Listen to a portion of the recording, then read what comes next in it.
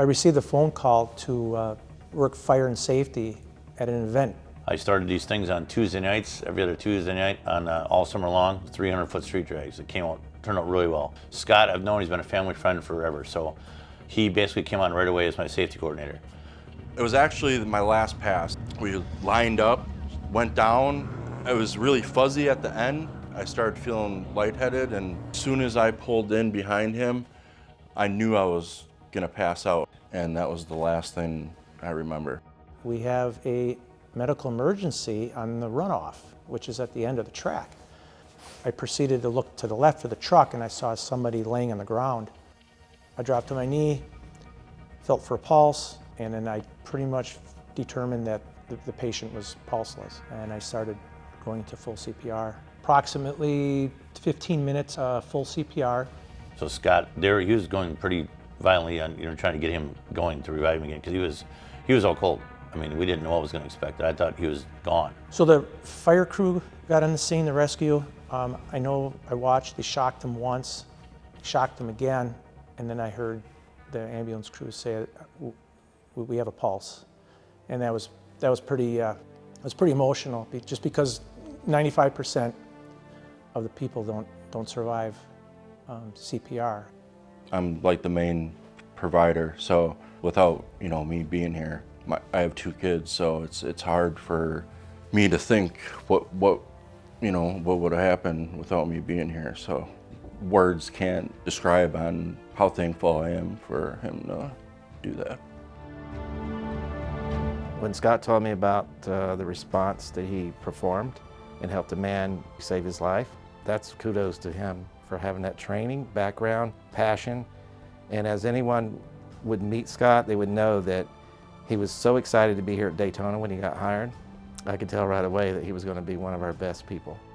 So when I was on the Slinger safety team, I became interested in the NASCAR aspect of safety, and I put an application in for Daytona and Talladega and Road America, and I became safety team members on those tracks.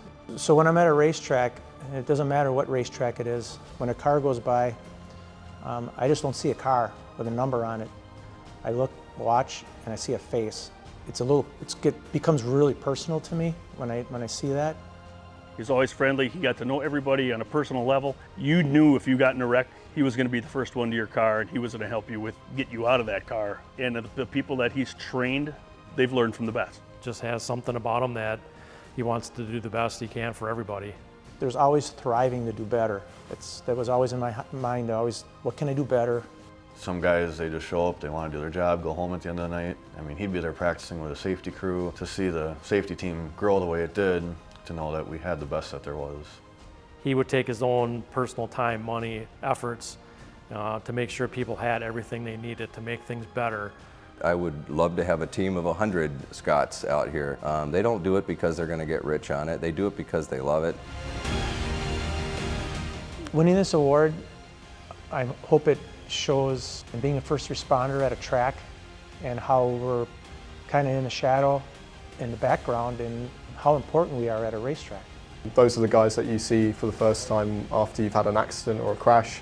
It can be the difference of life and death. So we put our trust in them, and when you see people taking it so seriously and passionately, it's amazing. And Scott has that passion. He's a fan of racing, but he's mostly a fan of emergency service response.